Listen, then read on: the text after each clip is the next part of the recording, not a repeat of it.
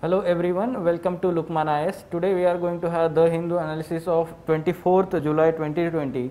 So before moving on to the articles directly, today we will talk about how to take inputs.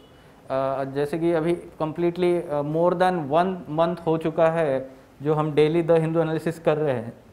Many students may find it difficult to let's say understand when they start in between such lectures. तो उनके लिए मैं बोलना चाहूँगा कि आप डरिए मत, जो भी डेट से आप शुरू किए करंट अफेयर्स वहाँ से आगे आप कंटिन्यू कीजिए. Why? Because the things will come up again and again and you need to have let's say follow up on all these articles and issues. तो बार बार ये चीज़ें रिपीट होगी न्यूज़पेपर में, ठीक है. तो डरना मत कि इससे पहले जो हुआ वो कवर नहीं है करंट अफेयर्स वगैरह, ऐसा कोई चीज़ नहीं होती है. हम देखते हैं कि डेली द हिंदू एनालिसिस करते वक्त बहुत सारी चीज़ें रिपीट होती है. तो मैं बोलता हूँ कि आप ये बैकग्राउंड में जाके इस दिन का करंट अफेयर्स देखिए, ऐसे हम बोलते हैं रेफरेंस के लिए, ठीक है. तो क्योंकि वो बार बार रिपीट होती है न्यूज़, ठीक है. तो ये बोलना है. दूसरी बात ये है कि when ever you read this PDF document and see this video, try to take let's say small notes in your notebook also simultaneously. So these videos and these notes are not let's say substitute to reading the Hindu newspaper, rather they are supplementary to your reading the Hindu newspaper.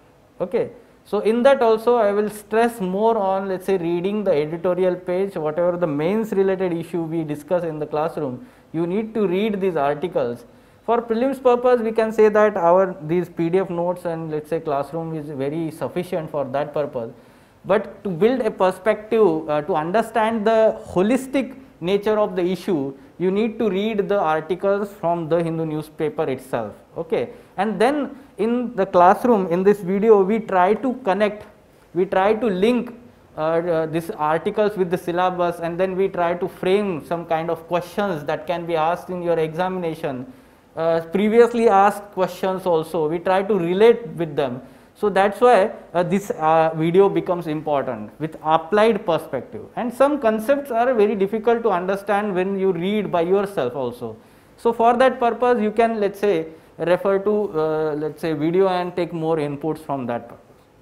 Fine. तो इस तरीके से आप inputs लीजिए और यहाँ पे जो प्रीलिम्स के क्वेश्चन हम देते हैं उसको ट्राई कीजिए सॉल्व करने का आर्टिकल पढ़ने के बाद, या फिर जो मेंस का क्वेश्चन होता है तो उसको अच्छे से अटेम्प्ट करने की कोशिश कीजिए डेली, ठीक है, वो आर्टिकल से इनपुट्स लेके.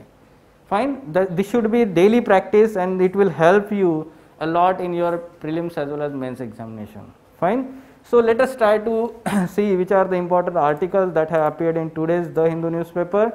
For men's purpose, some important article. For prelim purpose, some important articles. Let us see one by one. First article, the editorial, page number 6, calibrated balance. So the context of this article is talking about let's say the recent statements by external affairs minister of India. So what are these statements? Let us try to understand first. Non-alignment as a concept belonged to a bygone era, and that multipolarity in the world necessitated that India would have to take a definite stand and even take risks on issues such as connectivity, maritime security, terrorism, climate change. However, India does not reject non-alignment, ठीक है, ये भी ध्यान रखना है, in its entirety, that while it would no longer remain disentangled from difficult decisions, it would not compromise its independence. जहाँ पे हम क्या बात करते हैं, स्ट्रैटेजिक ऑटोनॉमी की बात करते हैं, ठीक है, स्ट्रैटेजिक ऑटोनॉमी, इंडिपेंडेंस मतलब. तो डिसीजन मेकिंग में जो क्रिटिकल डिसीजन मेकिंग है, स्ट्रैटेजिक डिसीजन मेकिंग है, वहाँ पे हमें एक स्ट्रैटेजिक ऑटोनॉमी मेंटेन करने की ज़रूरत होती है. And yes, this is a very good statement, very good let's say balanced view from ministry of External Affairs of India. India has never been a part of alliance system, nor will it be. तो आपको ये भी पता होना चाहिए, हमने नाम follow किया था तो कोल्ड वॉर एरा में हमने दोनों ब्लॉक में से किसी को भी अलाइन नहीं हुए थे, ठीक है. तो एक हमने ये इंडिपेंडेंस मेंटेन किया है और आगे भी हम मेंटेन करना चाहते हैं, ये हमारा स्टैंड है, official stand. US must look beyond its present alliances and engage with more multilateral arrangements तो कहीं ना कहीं हमारा एक मैसेज है यूएस के लिए कि they should come out of those narrow alliances and engage with more multilateral arrangements. तो अभी हम देखते हैं कि कहीं ना कहीं यूएस प्रोटेक्शनिज्म में बिलीव करता है ज़्यादा से ज़्यादा, या फिर हम बोल सकते हैं it is withdrawing from multilateral institutions like WHO और we can say UNESCO also. Okay, the fact that India and China share a land boundary would always be factor in new cold war between US and China। तो recently हम इस पे थोड़ा deliberate कर रहे थे, तो हमें कहीं ना कहीं नए कोल्ड वॉर के साइंस दिखाई देते हैं। The US and China relations have deteriorated to the new depth or let's say new low, so that's why we can say that yes, this may be resulting into new cold war. However, the statement is saying that as India shares boundary with China, it is going to have, let's say, some kind of, let's say, important role in this new cold war if it happens in future. Okay, now significance of statement is that the assertion of India's strategic independence and resistance to joining any alliance comes as timely reminder। ठीक है, equally significant is government's outreach to Moscow, including defense minister and participation of let's say external minister in RIC trilateral last month। हमने ये cover किया था prelims के लिए भी last month में जो डायलॉग हुआ था रशिया इंडिया चाइना में। Also significant is the comments that India should also seek to build the coalitions with middle powers such as European Union and Japan। तो आप देख सकते हैं कि ये वर्ड्स यूज करने चाहिए, मिडल पावर्स, जिसको यूरोपियन यूनियन या जापान ऐसे कंट्रीज को मिडल पावर्स बोला गया है। ठीक है, तो ऐसा बोला गया है कि इंडिया ने इनके साथ ज़्यादा तक एक कोएलिशन बिल्ड करना चाहिए rather then let's say aligning with USA और यूएस ब्लॉक और China block now. Okay, so conclusion, A time of crisis often clarifies priorities. तो ये स्टेटमेंट देखिए आप, जैसे हम क्राइसिस होता है तो वहाँ पे प्रायोरिटीज़ हमेशा क्लैरिफाई होती है। ठीक है, जैसे कि समझो डिज़ास्टर मैनेजमेंट डिज़ास्टर होता है तो उसके बाद इमीडिएटली हम देखते हैं कि किसको प्रायोरिटी देनी है, ठीक है, और किसको बाद में देनी है हाईएस्ट प्रायोरिटी, देन उसके बाद किसको प्रायोरिटी देनी है, ये हम ध्यान रखते हैं, राइट। तो ऐसे ही अभी क्राइसिस सिचुएशन है, क्राइसिस 2 पार्ट में है, 2 फ्रंट्स पे है। One is dealing with pandemic and second is let's say India China stand of. हमने देखा है कि पिछले कई महीनों से जो LAC के अलॉन्ग जो बॉर्डर पे टेंशन चल रहे थे इंडिया चाइना के, ठीक है, तो ये दोनों सिचुएशंस में एक कहीं ना कहीं क्राइसिस चल रहा है and that's why we need to have some priorities in this aspect. ठीक है, तो यही एक स्टेटमेंट यहाँ पे बोल रहा है कि at the time of double crisis for India battling the novel corona virus pandemic and Chinese aggression at the border, the message from New Delhi is one of the carefully calibrated balance। तो ये एक बहुत कम बार जो है the Hindu government के stand को support भी करता है। ठीक है, तो देखा जाए तो हम बोलते हैं कि हमेशा वो क्रिटिसिज्म करते हैं, तो ऐसा नहीं होता है। ठीक है, तो आप देख सकते हैं ये एक बहुत ही स्टैंडर्ड लेट्स से कमेंट है या स्टेटमेंट है by the Minister of External Affairs of India, and this is very good sign or we can say message to the world as well as towards China। Fine, so इस पे कोई mains का question specifically नहीं बनेगा, rather we can take inputs from this. ठीक है, कि हमारा जो ऑफिशियल स्टैंड होता है, ऑफिशियल स्टैंड तो पहले तो हमें पता होना चाहिए कि अगर PM कुछ बात करते हैं तो वो एक ऑफिशियल स्टैंड होता है। दूसरी बात होती है अगर मिनिस्टर ऑफ एक्सटर्नल अफेयर्स कुछ बात करते हैं तो वो भी एक ऑफिशियल स्टैंड होता है, या फिर MEA कुछ स्टेटमेंट देता है मिनिस्ट्री ऑफ एक्सटर्नल अफेयर्स, ठीक है, ऑफिशियल स्टेटमेंट, तो वो एक ऑफिशियल स्टैंड होता है। तो हमें कुछ चीज़ें पता होनी चाहिए, ऑफिशियल स्टैंड्स में डायरेक्टली आप वो स्टैंड आंसर में लिख सकते हैं। Fine, so moving on to next article, very good discussion done on topic, can open book examination offer an alternative to this final year university examination. अभी हमने देखा रिसेंटली कि UGC had new examination guidelines 2020, जिस पे हमने देखा था कि कहीं ना कहीं सेंट्रल गवर्नमेंट का या UGC का इंसिस्टेंस है to conduct this final year examination, and now there has been let's say discussion, debate, a deliberation on the topic that whether we should conduct open book test. जैसे कि Delhi university में बहुत ज़्यादा इस पे debate हुआ है, बहुत सारे अपोजिशन भी हुआ है, क्रिटिसिज्म भी हुआ है, ठीक है, ओपन बुक टेस्ट के लिए। तो क्या ये अल्टरनेटिव सही है? तो वाई के अलग, very good, let's say academician, जो वाई के अलग कमिटी भी थी हायर एजुकेशन के ऊपर, ठीक है, तो या फिर रामाकृष्ण स्वामी, ये अच्छे क्या बोलते हैं हम, एकेडमिशियन है, या फिर हम बोल सकते हैं कि एडमिनिस्ट्रेटिव ह्यूमन रिसोर्स डेवलपमेंट के रिगार्डिंग जो इन्होंने काम किया है। Fine, so let us try to understand whether this truly gives an alternative to conduct the final year examination of university. Question किस तरीके से फ्रेम हो सकता है? Straightforward, do you think that open book examination offer an alternative to conduct final year examination in India? Justify your view. तो justify करने के लिए इस आर्टिकल में कुछ आर्ग्यूमेंट्स दिए गए हैं। तो वो आर्ग्यूमेंट्स क्या है? Like university final exams are usually highly centralised whereas the teaching is decentralized. There is need of decentralization in final year examination because education is something where teacher interacts with student and it is taught in very local manner. ठीक है, तो हर एक university में, हर एक college में जो है वो टीचर्स अलग अलग मेथड्स यूज़ करते हैं स्टूडेंट्स को सिखाने के लिए, ठीक है। हाउएवर जो फाइनल ईयर एग्जाम होता है यूनिवर्सिटी का, वो एक स्टैंडर्ड एग्जामिनेशन होता है जो सेंट्रल गवर्नमेंट की तरफ से या यूजीसी की तरफ से एक स्टैंडर्ड मेंटेन किया जाता है, ठीक है। तो वो सेंट्रलाइजेशन दिखाई देता है एग्जाम कंडक्ट करने में, ठीक है। तो ऐसा नहीं होना चाहिए। Second thing is that open book examination system needs different kind of education system. जैसे कि हमारी जो एग्जाम सिस्टम में कंप्लीट फोकस करती है आंसर्स और लेट्स से क्या बोलते हैं डायरेक्टली हम रोट लर्निंग के ऊपर, और जो ओपन बुक सिस्टम है वो ज़्यादातर एनकरेज करती है थिंकिंग बेसिस पे। लेट्स से रोट लर्निंग के अलावा वो एक्चुअली फोकस करते हैं स्टूडेंट की इनोवेटिव थिंकिंग क्या है, बेसिक अंडरस्टैंडिंग क्या है, कंसेप्चुअल अंडरस्टैंडिंग क्या है। So UGC should not be telling universities to go for, let's say, for either open book or multiple choice. Let the university take decision based on its resources, its capacity and location. ठीक है, तो इसके हिसाब से university ने अपना अपना decision लेना चाहिए। इस आर्टिकल में बहुत अच्छे से ये चीज़ एक्सप्लेन की गई है that when the autonomy is given to universities, they come up with innovative solutions to this such kind of problems, challenges, and then that will lead to, let's say, better evaluation.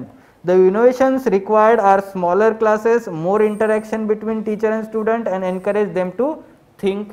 तो ऐसे statement आप लिख सकते हैं जहाँ पे smaller classes होने चाहिए, ज़्यादा इंटरेक्शन होना चाहिए स्टूडेंट टीचर में, और प्रोमोट करना चाहिए स्टूडेंट्स को थिंक करने के ऊपर। तो यहाँ पे एक बेसिक मॉडल दिया गया है ओपन बुक टेस्ट का। तो उन्होंने क्या बोला है देख सकते हैं आप। A teacher who is teaching a reasonably small class, even 100 student, this is the requirement. Open book exams are never given for basic courses, ठीक है। बेसिक कोर्सेज के लिए नॉर्मल रिटन एग्जामिनेशन होना चाहिए जो स्टैंडर्ड होता है। रादर जो एडवांस कोर्सेज होते हैं, they are almost always for the advanced courses where it is thinking ability of the student that is being evaluated and not the memorization or rote learning. तो rote learning नहीं तो thinking ability evaluate होती है open book test में, ठीक है। तो ये यूजुअली एडवांस कोर्सेस में होता है जहाँ पे 1 or 2 well defined text books होते हैं। When the students come to examination, it is not as if they have to learn for the first time in the exam. Open book system means familiarity, यानी कि इसका मतलब क्या है कि student को वो बुक भी पता रहता है, वो स्टूडेंट ने वो बुक पढ़ा हुआ रहता है, और जब क्वेश्चन पूछा जाता है तो वो स्टूडेंट को वो टॉपिक के बारे में पता होता है वो बुक में कहाँ दिया है। तो वो बुक पे वो स्टूडेंट पढ़ेगा, वहाँ पे जाके रेफरेंस बुक होता है जनरली, तो वहाँ पे पढ़ने के बाद वो क्वेश्चन को अटेम्प्ट करने की कोशिश करेगा, ठीक है। तो जनरली मैं आपको ये भी बता देता हूँ, जैसे हमने हमारे कॉलेज में समझो ओपन बुक टेस्ट अटेम्प्ट किया था, तो वहाँ पे क्या हुआ था, वो क्वेश्चन ही टीचर ऐसे फ्रेम करते हैं जहाँ का डायरेक्ट आंसर कभी भी वो बुक में नहीं होता है, जिसका डायरेक्ट आंसर कभी बुक में नहीं होता है। Rather we need to have, let's say, better understanding of concept and then we should apply that concept, ठीक। Application of concept is asked generally in that question, So let's say for conceptual understanding you can refer to that book, and then later on you need to think and then apply your mind to answer that question. तो इसको open book test किया कहा जाए, direct कभी भी question नहीं होता है. So we can say that even the teachers are not familiar with such kind of examination in India, let's say professors also. However, we need to, let's say, have more and more what you can say, experimentation in this aspect as an this alternative in near future. Okay, so this is good thing. However, our educational system is not accommodative at present for this examination, and that's why during this pandemic lives are important, yet within that we have to try and maneuver our needs. Making student lose a year is terrible cost. The answer is not bring up from air to open examination, but go through the difficult process of making them answer online papers, maybe in supervised.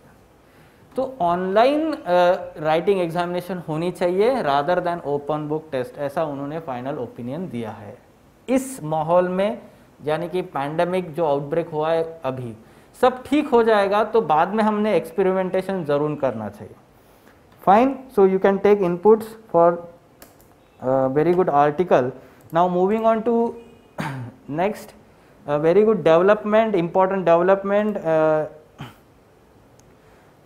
in today's newspaper, that is Supreme Court rejects Rajasthan Speaker's plea to stay High Court proceedings. तो अब तक जो है थोड़ा सा political aspect था, इसलिए हमने ये न्यूज़ को कवर नहीं किया था जो राजस्थान में पॉलिटिकल क्राइसिस हुआ था. But now it has become relevant for examination because it is now involving anti defection law. ठीक है, तो एंटी डिफेक्शन लॉ जब होता है तो स्पीकर जो क्या होता है, स्पीकर का रोल क्या होता है, प्रिसाइडिंग ऑफिसर का रोल क्या होता है, एंटी डिफेक्शन लॉ जो है कब आया था इंडिया में, कौन से अमेंडमेंट एक्ट है, कौन से आर्टिकल्स है, ये सब आपको पता होना चाहिए. फाइन, तो यहाँ पे सुप्रीम कोर्ट ने क्या कहा है ये ध्यान दीजिए. Supreme Court on Thursday refuse Rajasthan assembly speakers to state high courts from deciding validity of anti defection notices. अब ये क्यों सिग्निफिकेंट है, यहाँ पे उन्होंने आर्गुमेंट दी है बेंच ने. Larger question here is whether the legislator's voice of dissent can be shut down with the threat of disqualification. ठीक है, can the voice of dissent be shut like this in our democracy? This is not the simple matter. These are people elected by public. ठीक है, तो क्या वो सिर्फ decent करते हैं इसका मतलब उनको एलिजिबल होते हैं क्या वो डिस्क्वालिफिकेशन के लिए? They have not voted against the party whip yet. They have not resigned voluntarily yet. तो ऐसे हम बोल सकते कि वो क्राइटेरिया में अभी तक बैठ नहीं रहे उस चीज़ के. तो स्पीकर ने उसके ऊपर एक नोटिस जारी किया है सारे एमएलएस को और deputy chief minister Sachin Pilot को. तो वो नोटिस के ऊपर अभी उन्होंने रिप्लाई मांगा है इनसे कि हम आपको डिस्क्वालीफाई क्यों ना करें. ठीक है, तो उसके ऊपर उन्होंने प्ली डाली थी राजस्थान हाई कोर्ट में. तो उसके ऊपर राजस्थान हाई कोर्ट जो है अभी वर्डिक्ट आज होने वाला है उसके ऊपर. तो देखते हैं आगे क्या फॉलोअप होता है. ये why it is significant because in earlier judgement, कौन सा जजमेंट है, किहितो होलोहन केस इन 1992 या फिर 1993 में जो किहितो होलोहन केस हुआ था, तो वहाँ पे सुप्रीम कोर्ट ने बोला था the decision of presiding officer is not final. ठीक है, तो उन्होंने बोला था कि no judicial authority can interfere till the speaker or let's say presiding officer take final decision in disqualification proceedings. ठीक है, तो उन्होंने बोला था वहाँ पे कि पहले डिसीजन लेंगे प्रिसाइडिंग ऑफिसर, उसके बाद सुप्रीम कोर्ट इंटरवीन कर सकता है, हाई कोर्ट इंटरवीन कर सकता है, उससे पहले नहीं कर सकता है. इसलिए ये अभी हमारे लिए सिग्निफिकेंट बनता है. तो बैकग्राउंड में देखते हैं कि किहितो होलोहन केस क्या था. ठीक है, तो वो केस में यहाँ पे आपको दिखाई देगा कि any question regarding disqualification arising out of defection is to be decided by presiding officer of the house. तो either he will be speaker or chairman, let's say chairperson or chairman. तो chairman जो होते हैं वो हम बोलते हैं कि जो राज्यसभा में होते हैं या फिर हम बोलते हैं कि लेजिस्लेटिव काउंसिल पे होते हैं, और स्पीकर जो होता है वो लोकसभा या फिर लेजिस्लेटिव असेंबली का होता है, ठीक है। तो he is the presiding officer and he is having authority to decide on the question of disqualification. The originally act provided that decision of the presiding officer is final and cannot be questioned in any court. However, in Kihito Holon case, Supreme Court declared this provision as unconstitutional on the ground that it seeks to take away jurisdiction of SC and HC high courts. ठीक है, क्योंकि वहाँ पे judicial review की जो बात आती है वो एक जुरिस्डिक्शन है सुप्रीम कोर्ट और हाई कोर्ट्स का, और वो जुडिशियल रिव्यू का जो हम बोलते हैं it is the part of basic structure of the constitution, and therefore it is taken away by this provision and that's why it is declared as unconstitutional by Supreme Court in Kihito Holon case. It also held that presiding officer while deciding the question under 10th schedule function as a tribunal, and hence his decision like that of any other tribunal is subject to judicial review on the grounds of malified perversity. ठीक है, but the court rejected the contention that vesting of adjudicatory powers in the presiding officer is by itself invalid on the ground of political bias. तो इसके ऊपर उन्होंने कुछ नहीं बोला है, it has rejected this contention. ठीक है, तो इसके रिगार्डिंग आपको extra information M Laxmikanth book में और मिलेगी, सेपरेट टॉपिक है, चैप्टर है एंटी डिफेक्शन लॉ में, तो आपके उसके स्पेसिफिक प्रोविजंस पढ़ने चाहिए, जैसे कि 52nd amendment constitutional amendment act आया था 1985 में, तो इन्होंने 10th शेड्यूल जो है इंसर्ट किया था इस एक्ट के थ्रू। उसके बाद इसको 91st अमेंडमेंट एक्ट के थ्रू उन्होंने अमेंड भी किया था और सर्टेन चेंजेस किए थे। ठीक है, तो ये चीज़ें आपको उसके बारे में पता होनी चाहिए, बेसिक्स, और आपने डिटेल में पढ़ना चाहिए। तो किस तरीके से क्वेश्चन आ सकता है प्रीलिम्स में, आप देख सकते हैं यहाँ पे क्वेश्चन है 10th schedule 52nd constitutional amendment act. ठीक है, उसके बाद आप देख सकते हैं कि ये स्टेटमेंट करेक्ट है। हावेवर ऐसे स्टेटमेंट आता है तो वो क्या है, क्योंकि यहाँ पे आपको पता होना चाहिए सुप्रीम कोर्ट इन किहितो होलोहन केस जो है, सुप्रीम कोर्ट ने इसको अनकॉन्स्टिट्यूशनल डिक्लेयर किया है इस प्रोविज़न को, तो हम बोलेंगे कि अब ये इनकरेक्ट स्टेटमेंट है। Fine, moving on, women officers can now get permanent commission in army. अभी कुछ ही दिन पहले हमने इस न्यूज़ को फॉलोअप में रखा था। Now the ministry of defence has issued the formal government sanction letter for grant of permanent commission officers to army. ठीक है, तो ये कैसे आया है, the order follow Supreme Court verdict of February 2020 that directed government that women officer should be granted permanent commission and command postings in all services other than combat. ठीक है, तो अभी एट प्रेजेंट 10 स्ट्रीम्स जो है army के, वहाँ पे women को अलाउड है काम करना, और women where let's say having let's say short service commission at present for let's say 14 years only, service of 14 years, and they were not allowed to have let's say service up to retirement, and therefore they were denied certain benefits like pension and let's say role in certain other posts as let's say compared to male counterparts. Fine, तो इसके basics पहले भी हमने यही basics cover किए थे जब भी परमानेंट कमीशन की बात आती है। इसी जजमेंट के बाद में एक सुप्रीम कोर्ट ने जजमेंट दिया था जिसमें नेवी में भी परमानेंट कमीशन होना चाहिए, ऐसा सुप्रीम कोर्ट ने बोला था। ठीक है, तो वो भी अब बहुत जल्दी आ सकता है।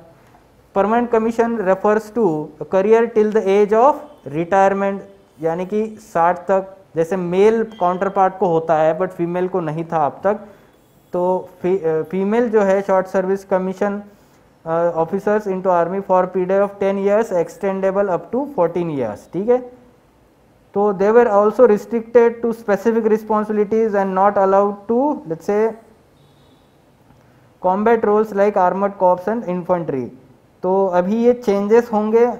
दे were also not qualified by government pension, now they will be changing because of this permanent commission. They will be eligible for pension, they will be eligible for other roles except combat role, we can say that.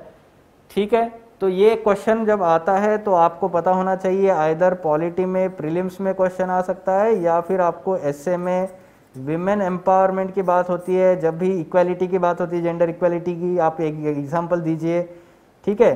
Progressive judgement of Supreme Court की बात होती है तो आपने ये example देना चाहिए permanent commission का, ठीक है। तो ऐसे इनपुट्स लीजिए आप इस आर्टिकल से। Moving on to next, China launches ambitious Mars mission. Mars mission का नाम है Tianwen-1 quest for heavenly truth, ठीक है। तो ये नाम पता होना चाहिए आपको। उसके बाद ये भी पता होना चाहिए this is going to have landing on Mars planet and this is attempt, let's say up till now only US has successfully landed spacecraft on Martian soil, doing it 8 times since 1976. तो क्या बोल सकते हैं हम, सिर्फ US ने ही अब तक ऐसे कैपेबिलिटी डेवलप की है जहाँ पे मार्स पे लैंडिंग कैपेबिलिटी जिसको बोलते हैं स्पेसक्राफ्ट की, तो वो हम बोल सकते हैं हमने, हमारा जो मार्स ऑर्बिटर मिशन था that was not successful on landing, we can say that it lost its connection after that. However, now China is attempting to land a spacecraft on Mars and let's say study about underground water, ठीक है। तो वहाँ पे life है क्या, पहले ancient life, तो उसके बारे में हम देखने वाले हैं।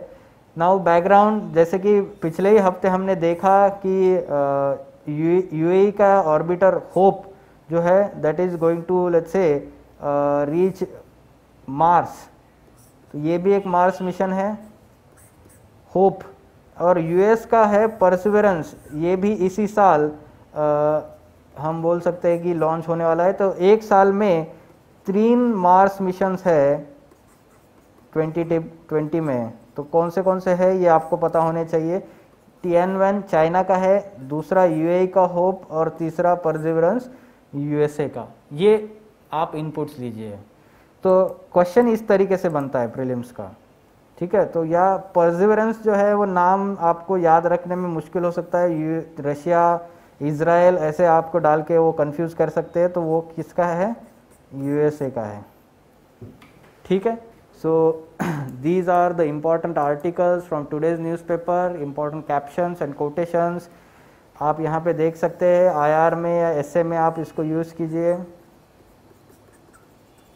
इंडिया का ऑफिशियल स्टैंड है, ठीक है। एट द सेम टाइम ये भी आप IR में यूज़ कीजिए, जैसे कि कॉमन स्टेटमेंट है, in any relationship mutual respect regarding cultural values is key to building robust relation between 2 countries. तो कहाँ पे, जैसे इंडिया नेपाल का रिलेशन है, या फिर इंडिया बांग्लादेश, इंडिया श्रीलंका, और कोई साउथ ईस्ट एशियन कंट्री है, वहाँ पे अगर बात करते हैं तो कल्चरल एस्पेक्ट आपने लाना चाहिए, तो ये स्टेटमेंट लिख सकते हैं। Fine, so these were important articles from today's The Hindu newspaper. Try to take inputs as we have discussed. You can make small notes, you can write some answers to some questions from the mains related issues.